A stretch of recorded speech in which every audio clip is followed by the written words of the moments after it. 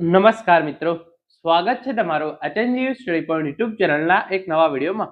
ગુજરાતમાં જે કાયમી શિક્ષકોની ભરતી પ્રક્રિયા ઓલમોસ્ટ પૂરી થવાના અંતે છે, એની અંદર ખૂબ જ મોટું કૌભાંડ બહાર આવ્યું છે. એના વિશેની વાત આપણે આજના આ વિડીયોની અંદર કરવાના છીએ.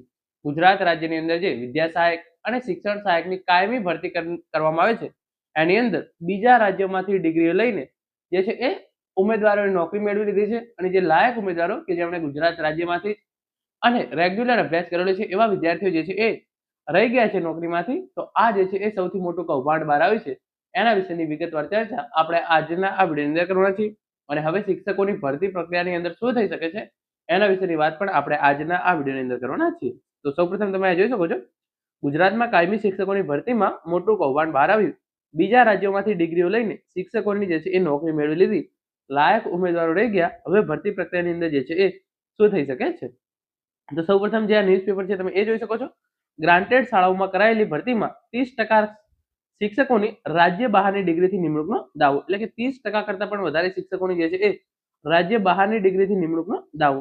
માધ્યમિક અને ઉચ્ચતર માધ્યમિકની ભરતીમાં મિઝોરમ અને તમિલનાડુની ડિગ્રીના આધારે નિમણૂક મેળવવાનો આક્ષેપ. તો છે તમિલનાડુ અને મિઝોરમ જે છે એ રાજ્યની ડિગ્રીઓ મેળવીને જે છે એ લોકોએ શિક્ષકોની નોકરી જે છે એ મેળવી લીધી છે. સંચાલક મંડળે શિક્ષણ મંત્રીને પત્ર લખી શિક્ષકોની ડિગ્રીની ચકાસણીની જે છે એ માંગ કરેલી છે. તમે જોઈ શકો છો. વિગતવાર આપણે જોઈએ તો રાજ્યની ગ્રાન્ટેડ શાળામાં તાજેતરમાં થયેલી ભરતી અંગે સંચાલક મંડળે ગંભીર ફરિયાદ કરી છે.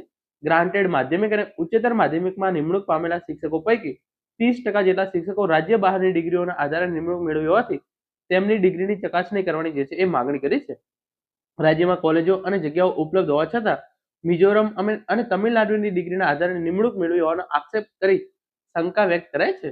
આ માટે સંચાલક મંડળે રાજ્યના શિક્ષણ મંત્રીને પત્ર લખી છેલ્લી નિમણૂક પામેલા ઉમેદવારોની શૈક્ષણિક લાયકાત અને રાજ્ય બહારના પ્રમાણપત્રોની ચકાસણી કરવા માટેની માંગણી કરી છે. રાજ્યની ગ્રાન્ટેડ શાળાઓમાં તાજેતરમાં માધ્યમિક અને ઉચ્ચતર માધ્યમિકમાં જે છે એ શિક્ષકોની નિમણૂક પૂરી કરાઈ છે. આ નિમણૂકને લઈને રાજ્યના સંચાલક મંડળ દ્વારા શૈક્ષણિક લાયકાતની ચકાસણીને લઈને રાજ્યના શિક્ષણ મંત્રીને ભલામણ કરાઈ છે.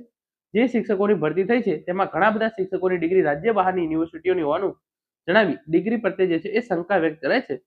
સંચાલક મંડળ દ્વારા કરાયેલી રજૂઆતમાં જણાવ્યું છે કે ગુજરાતમાં સ્નાતક થયા બાદ તાલીમી સ્નાતક થવા માટે મોટી સંખ્યામાં બીએડ કોલેજો આવેલી છે અને આ બીએડ કોલેજોમાં દર વર્ષે જગ્યાઓ પણ ખાલી રહે છે.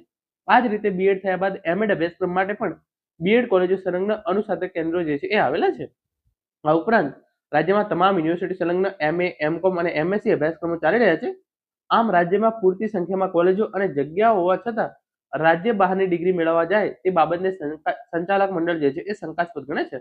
તો આપણને સૌને ખબર છે એ પ્રમાણે ગુજરાત રાજ્યની અંદર બીએડની ઘણી કોલેજો છે, એમએડની ઘણી કોલેજો છે અને એની અંદર તમારે જ્યારે જોઈએ ત્યારે તમને એડમિશન જે છે એ મળી રહેતું હોય છે. એમએ કરવા માટે, એમકોમ કરવા માટે, એમએસસી વગેરે જેવા અનુસ્નાતક અભ્યાસક્રમ કરવા માટે પણ પૂરતી જે છે એ કોલેજો આવેલી છે. છતાં પણ લોકો જે છે એ ફોર એક્ઝામ્પલ બીકોમ કરી અને એમકોમ કરવા માટે જે છે એ મિઝોરમ જાય. તો આ જે છે એ જોઈ અને આપણને જે છે એ શંકાસ્પદ લાગે છે. તો ડાયરેક્ટ ડિગ્રી મેળવી લીધેલું હોવાનું જે છે એ પૂરેપૂરી જે છે એ અહીંયા શક્યતા બને છે. રાજસ્થાન અને બિહાર તથા દેશના ઘણા રાજ્યોમાં ત્યાંના ડોમિસાઇલ હોય તો જ કાયમી શિક્ષક તરીકેની નોકરી મળે છે. રાજ્યમાં છેલ્લી ગ્રાન્ટેડ શાળાઓની ભરતીમાં માધ્યમિક અને ઉચ્ચતર માધ્યમિક વિભાગોમાં પસંદગી પામીને નિમાયેલા શિક્ષણ સહાયકની કાયમી જગ્યા પર મોટા ભાગના ઉમેદવારોની શૈક્ષણિક લાયકાતોની ચકાસણી કરવામાં આવે તો લગભગ 30% ઉમેદવારો પાસે ગુજરાતની યુનિવર્સિટીની ડિગ્રી ન હોવાનું અને રાજ્ય બહારની ડિગ્રી હોવાનું સંચાલક મંડળનો જે છે એ આક્ષેપ છે. સંચાલક મંડળ દ્વારા કરાયેલા આક્ષેપ અનુસાર બીએડ 2 વર્ષનો જે અભ્યાસક્રમ છે તેમાં શિક્ષકો દ્વારા મિઝોરમ અને તમિલનાડુની ડિગ્રીઓ જે છે એ મેળવેલી છે. અનુસ્નાતક સંદર્ભે પણ મહત્તમ ડિગ્રીઓ ગુજરાત બહારના રાજ્યોની છે. બીએડ અને એમએડમાં પ્રેક્ટિકલ શિક્ષણ કાર્ય અને વર્ગ શિક્ષણ ફરજિયાત છે. તેના ગુણ જે છે એ અલગથી ફાળવવામાં આવે છે.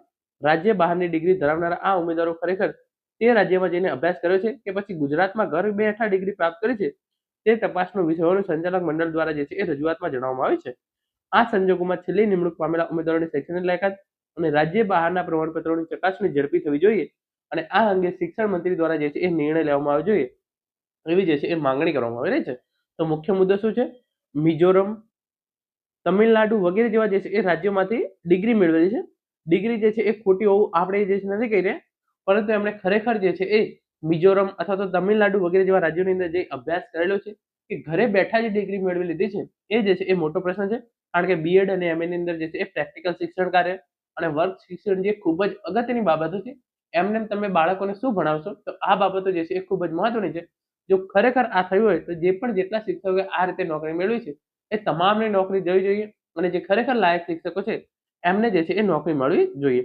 આગળ તમે અહીંયા જોઈ શકો છો નવા નિમાયેલા શિક્ષકો પૈકી 30% પાસે અન્ય રાજ્યની ડિગ્રી જે છે એ હાઈસ્કૂલના નવનિયુક્ત શિક્ષકોની મેળવેલી ડિગ્રી ચકાસવા માટે શિક્ષણ મંડળ દ્વારા જે છે એ એટલે કે સંચાલક મંડળ દ્વારા જે છે એ ઉગ્ર માગણી કરવામાં આવી રહી છે અને આ ખરેખર યોગ્ય છે. તપાસ થવી જ જોઈએ. જો ખરેખર તમે શિક્ષણ આપવા માટે લાયક જ નથી અને એમને તમે જે છે એ બહારથી ડિગ્રી મેળવી અને નોકરી લઈ લીધી અને જે ખરેખર લાયક ઉમેદવારો કે જેમણે મહેનતથી બીએડ અને એમએડ રેગ્યુલર રીતે પૂરું કર્યું છે અને એમની નોકરી ના મળે અને તમે જે છે એ બહારથી ડિગ્રી મેળવી ઊંચા ટકા લાવી અને નોકરી મેળવી લાવો તે ખરેખર જે છે એ યોગ્ય તો નથી. તો આ બાબતે ઉગ્ર તપાસ થવી જોઈએ. જે ખરેખર લાયક છે એમને જ નોકરી મળવી જોઈએ. હવે આપણે શિક્ષણ મંત્રી જોડે આશા રાખીએ કે ટૂંક જ સમયની અંદર આ બાબતે જે છે તેઓ ખૂબ જ મોટો નિર્ણય લે. Thank you so much for watching.